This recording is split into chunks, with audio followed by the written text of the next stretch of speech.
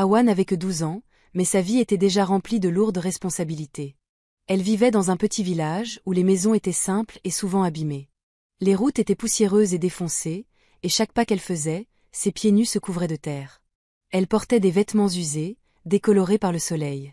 Chaque jour, elle partait tôt le matin, un panier d'oranges en main, espérant vendre suffisamment pour gagner quelques pièces de monnaie.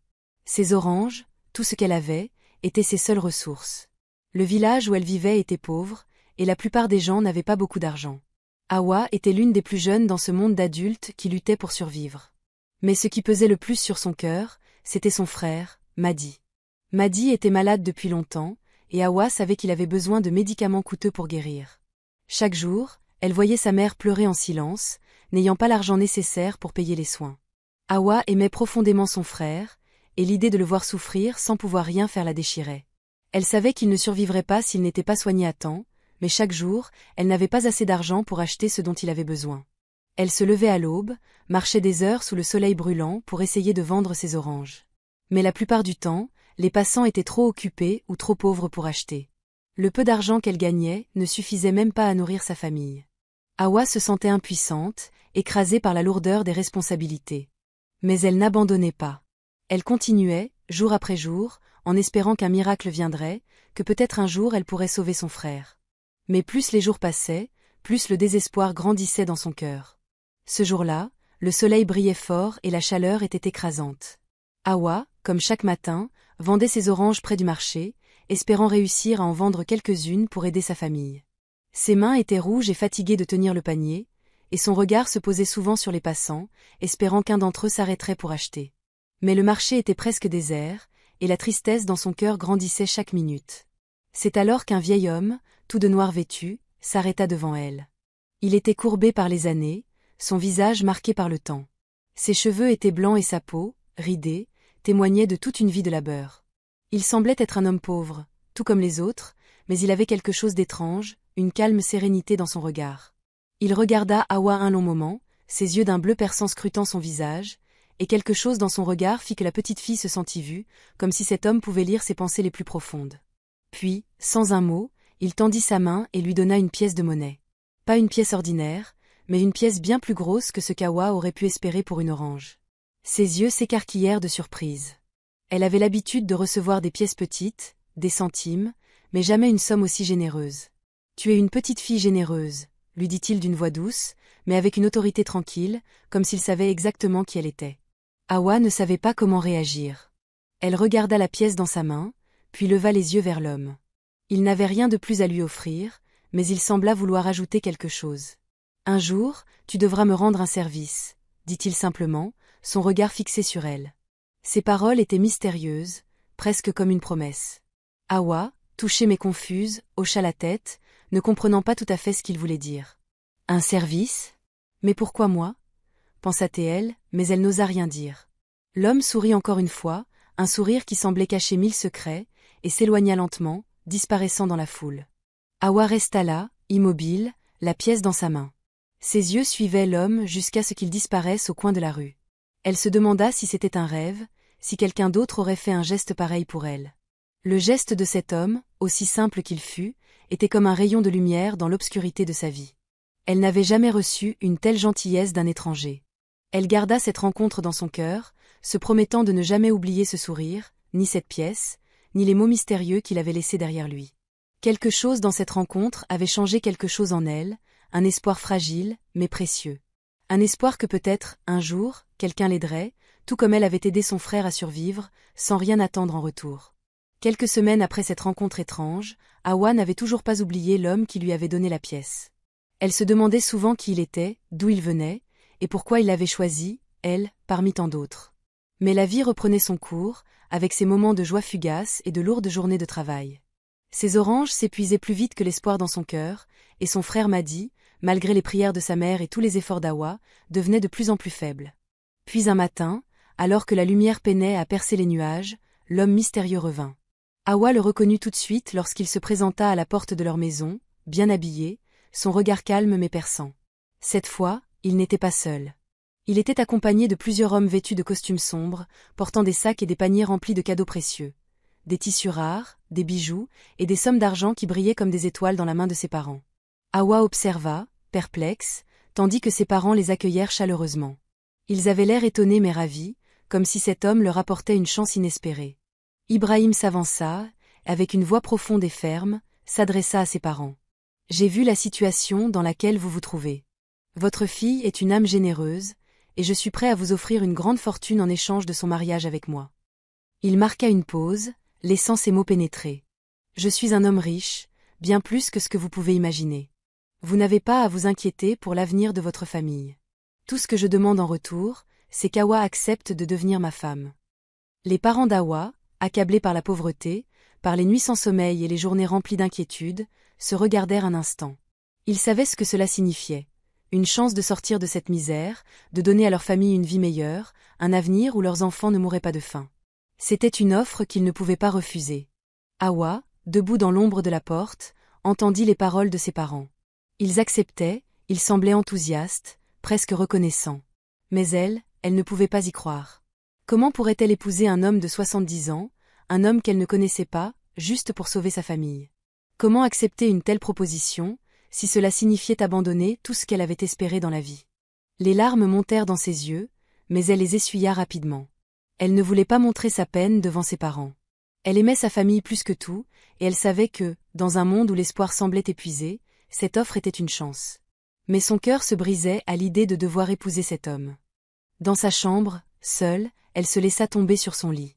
Des pensées tourbillonnaient dans sa tête. « Comment pourrais-je faire ça ?» se demandait-elle. « Comment pourrais-je abandonner mes rêves pour une promesse d'argent ?» Mais elle savait qu'il n'y avait pas d'autre choix. Madi ne survivrait pas sans médicaments.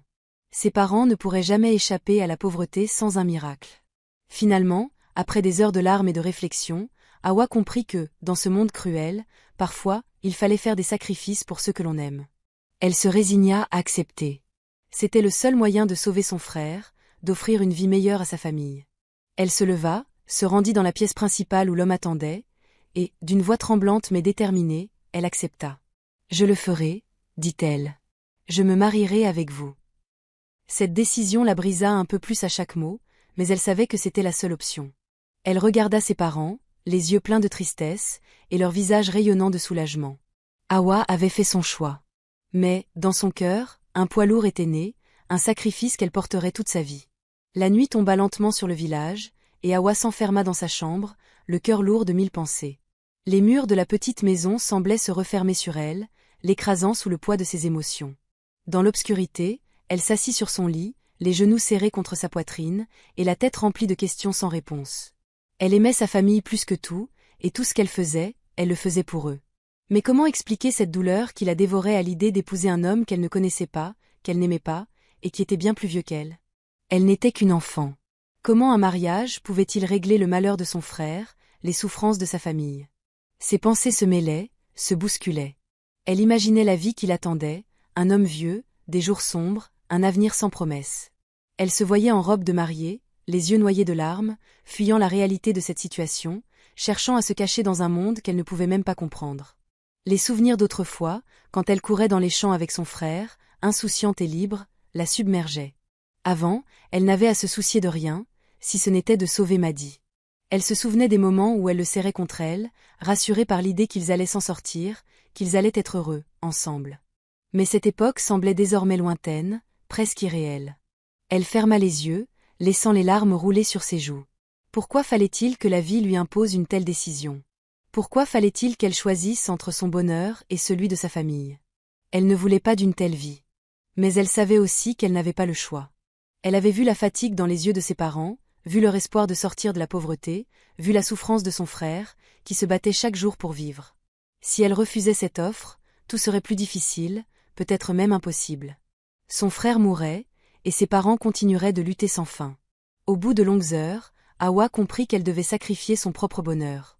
Elle était la seule à pouvoir sauver son frère. Elle se leva, les larmes séchant lentement sur son visage. D'un geste lent, elle essuya ses yeux et se dirigea vers la fenêtre. La lune éclairait faiblement le ciel, et dans cet instant de solitude, elle prit une grande inspiration. Elle allait accepter, car elle n'avait pas d'autre choix. Elle se tourna une dernière fois vers son frère, endormi dans le lit à côté, la respiration faible mais régulière. Elle savait que c'était pour lui, pour sauver sa vie. Elle n'avait que 12 ans, mais la douleur de cette décision la faisait grandir plus vite que ce qu'elle aurait voulu. Hawa se rendormit, épuisée par l'émotion, mais un sentiment de calme étrange s'installa en elle. Ce sacrifice allait lui coûter cher, mais elle savait que c'était le seul moyen de préserver ce qu'elle avait de plus précieux. Mère, d'un côté, arrangeait les tissus colorés et les décorations, et son père, de l'autre, préparait les dernières formalités. La pièce était remplie d'agitation, de rires et de discussions, mais pour Hawa, tout cela semblait irréel, comme un rêve dont elle n'arrivait pas à sortir. Elle n'avait pas choisi cette cérémonie, elle n'avait pas choisi ce mariage, mais il fallait y participer, parce qu'elle n'avait pas d'autre option. Sa robe était simple, mais soignée, une robe blanche qui laissait entrevoir sa jeunesse et sa fragilité. Elle la regarda dans le miroir, ses yeux étaient rouges de pleurs, mais elle les essuya rapidement. Il était trop tard pour pleurer. Ce jour-là, elle se devait de sourire, de jouer son rôle, comme si tout était normal. Les invités arrivèrent en grand nombre, tous saluant ses parents avec des sourires enthousiastes. Pour eux, c'était une occasion à ne pas manquer, un miracle qui permettrait à la famille d'échapper à la pauvreté. Hawa se tenait là, dans son coin, les mains jointes, essayant de se cacher derrière son regard abattu. Elle voyait ses parents heureux, leur visage illuminé par l'espoir d'un avenir meilleur, mais elle ne pouvait partager cette joie. Elle était trop perdue, trop triste, pour ressentir la même chose.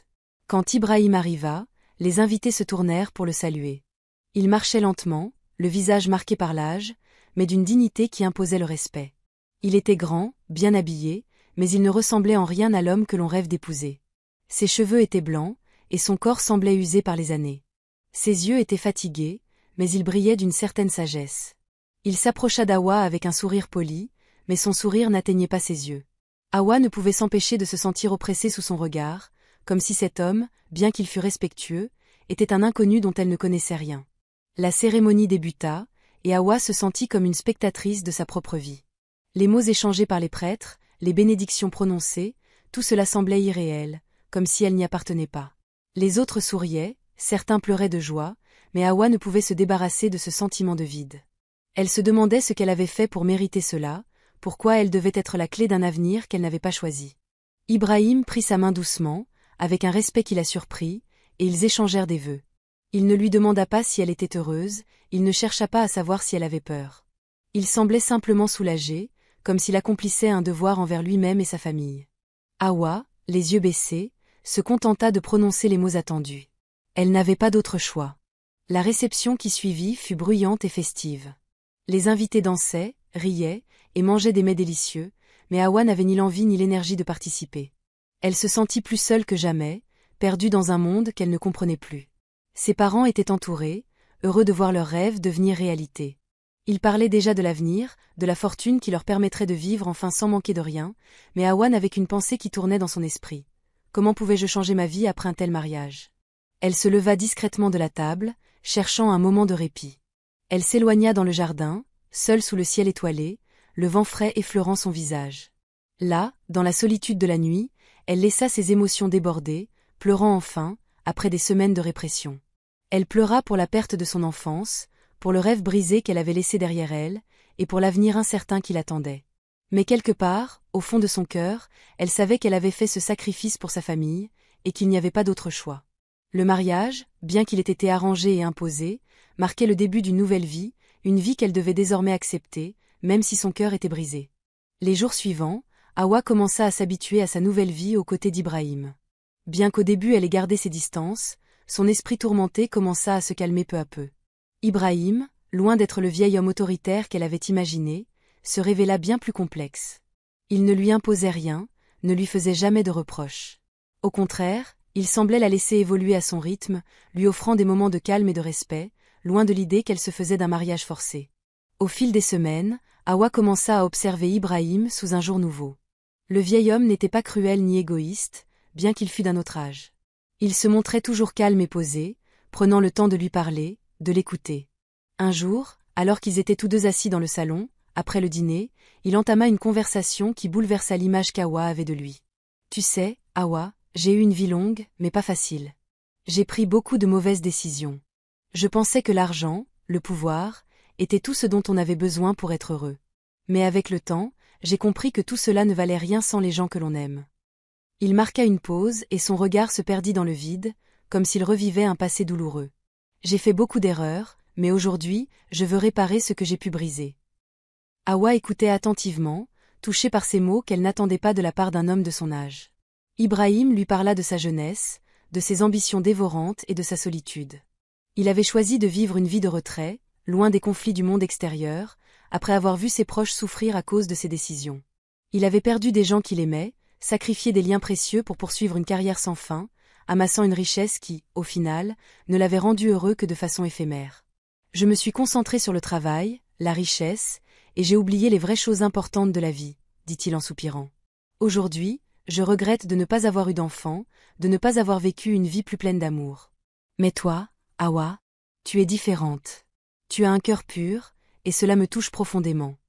Hawa, touchée par ces mots, se sentit un peu moins perdue.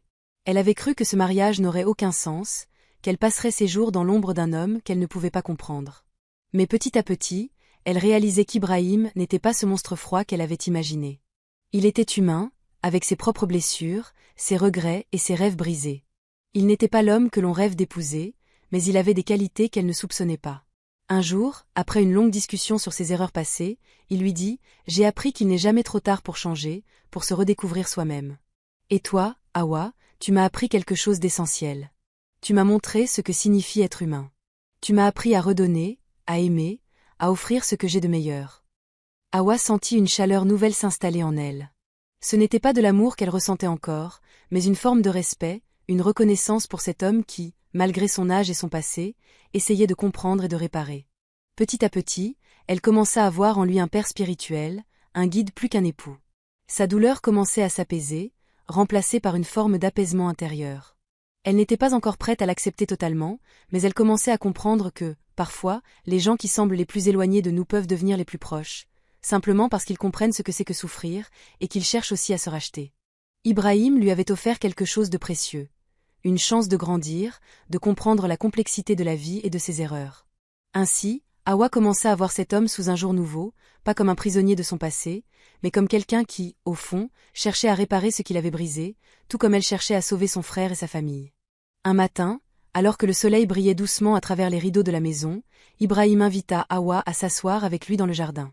Il avait l'air sérieux, presque solennel, et Hawa sentit qu'il allait lui confier quelque chose d'important. Cela faisait un moment qu'ils avaient noué une relation plus calme, faite de respect et de conversations sincères, mais ce jour-là, l'atmosphère semblait différente. L'air était plus lourd, comme si quelque chose de profond allait se révéler. Ils s'assirent sur un banc en bois, sous un grand arbre qui offrait de l'ombre. Ibrahim commença à parler lentement, ses mains tremblant légèrement alors qu'il cherchait ses mots. « Hawa, il y a quelque chose que je dois te dire, quelque chose que j'ai gardé pour moi pendant longtemps. » Elle le regarda, surprise, et attendit qu'il continue. Ibrahim se tourna vers elle, ses yeux fixant l'horizon comme s'il se souvenait d'un moment précis dans son passé. « Je t'ai observé depuis notre rencontre. Et avant même que tu ne deviennes ma femme, je t'ai testé. » Hawa fronça les sourcils, inquiète. Elle n'aimait pas l'idée d'être manipulée ou de devoir être une simple pièce dans un jeu. Ibrahim poursuivit, sentant son malaise. « Ne t'inquiète pas, Hawa. Ce n'était pas pour te faire du mal. J'avais besoin de comprendre qui tu étais vraiment. » Il marqua une pause, puis reprit, « Je me suis déguisé en mendiant, tu sais. J'ai parcouru les rues, avec des habits sales et un regard fatigué, demandant des oranges aux passants. » Hawa écarquilla les yeux, ne comprenant pas tout de suite où il voulait en venir. « Tu étais ce mendiant ?» demanda-t-elle, abasourdie. Ibrahim acquiesça lentement, son regard sérieux. « Oui. J'ai voulu voir comment les gens réagiraient, qui seraient assez généreux pour m'aider. Je voulais savoir si les gens, comme toi, avaient encore de la bonté dans le cœur. Et parmi toutes les personnes que j'ai croisées, il n'y a eu que toi, Hawa. Tu m'as donné des oranges sans hésiter, sans poser de questions. » Les paroles d'Ibrahim frappèrent Hawa comme un coup de vent glacé. Elle se souvint de ce moment, ce jour où elle lui avait tendu des oranges, pensant simplement qu'il était un vieil homme dans le besoin, tout comme les autres. Elle ne s'était jamais doutée que ce geste si simple allait avoir un tel impact. Ibrahim sourit, un sourire qui semblait contenir une grande sagesse. « Ce geste, Hawa, m'a montré la véritable beauté de ton âme. Tu n'as pas hésité, tu n'as pas cherché à juger, tu m'as simplement aidé. Et c'est ce que j'ai vu en toi. » Il prit une profonde inspiration avant de continuer. « C'est ce qui m'a poussé à te choisir. Ce n'était pas le mariage ni la richesse qui m'intéressaient. C'était ta bonté, ta pureté. Hawa, secouée, resta silencieuse un instant, digérant les révélations de l'homme qu'elle croyait connaître. Jamais elle n'avait imaginé que ce petit geste avait eu un tel pouvoir, qu'il avait été observé, analysé avec autant de soin. Son esprit tourbillonnait, se demandant comment un simple acte de gentillesse pouvait lier des vies et changer le cours d'une histoire. « Mais pourquoi, Ibrahim » demanda-t-elle finalement. « Pourquoi m'as-tu choisi pour ça?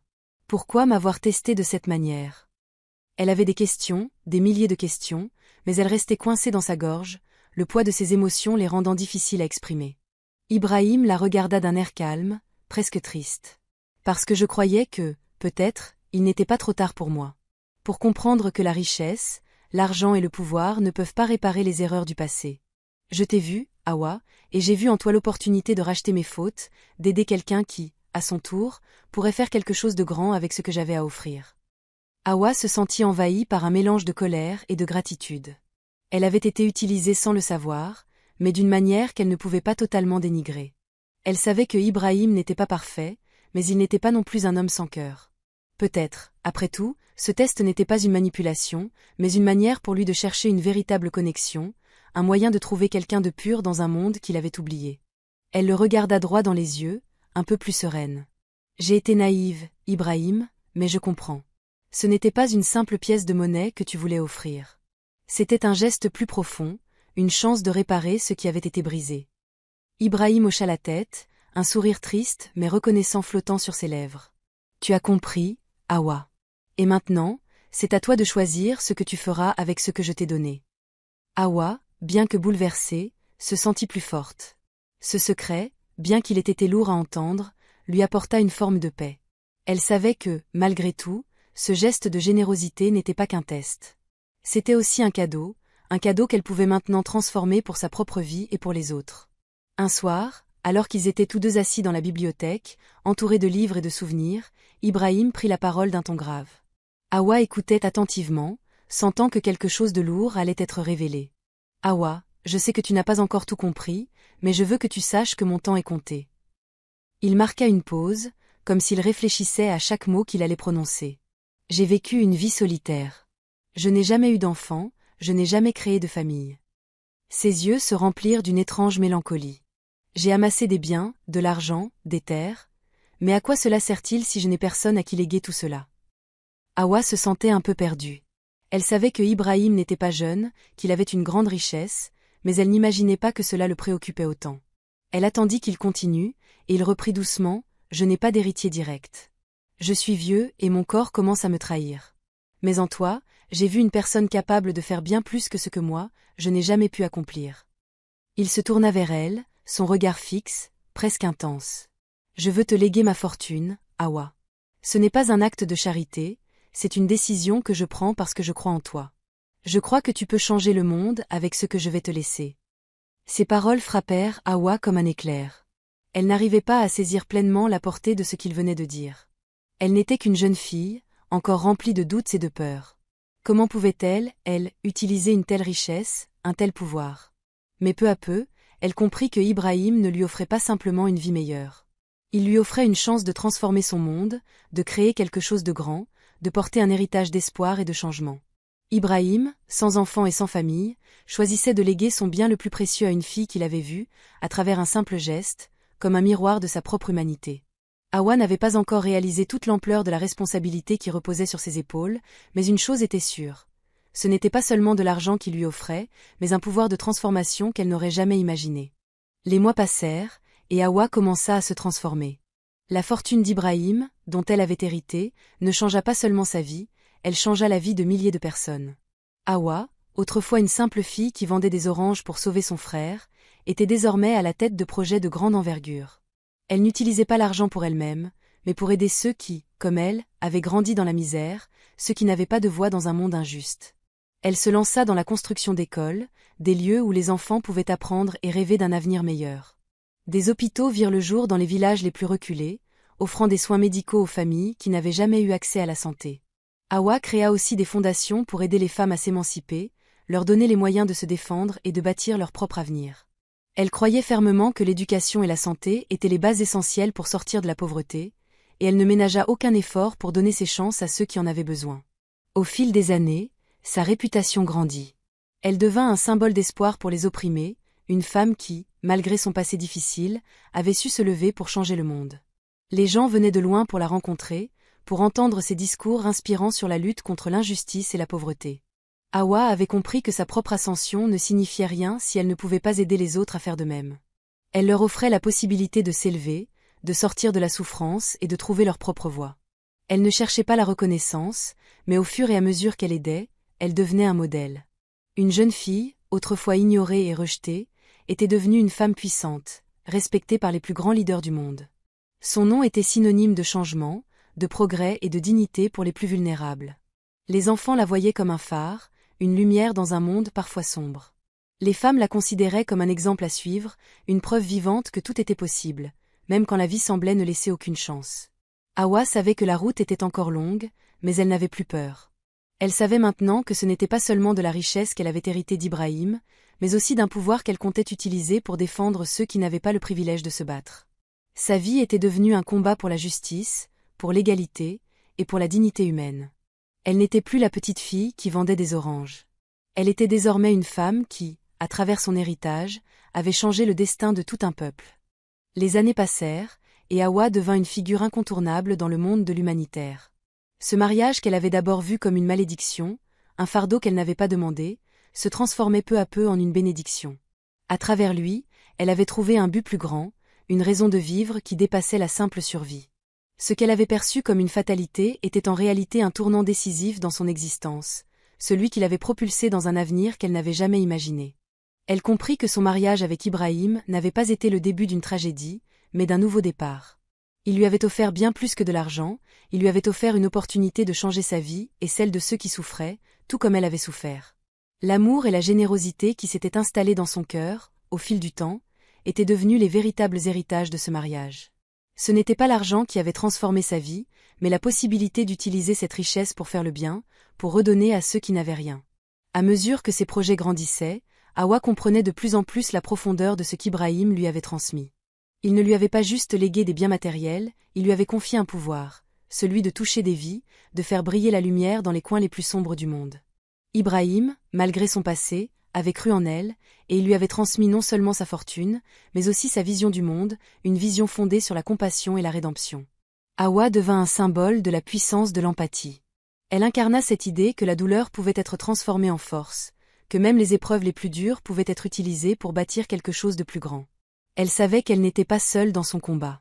Chaque personne qu'elle aidait, chaque vie qu'elle changeait, était une partie de cet héritage qu'Ibrahim lui avait légué. Elle ne se considérait pas comme une simple héritière d'un homme riche. Elle était bien plus que cela.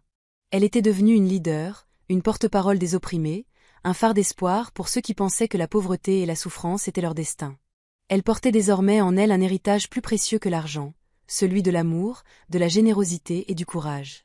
À travers son travail, Hawa redonnait de la dignité à ceux qui en manquaient, elle leur offrait des chances qu'ils n'auraient jamais eues autrement.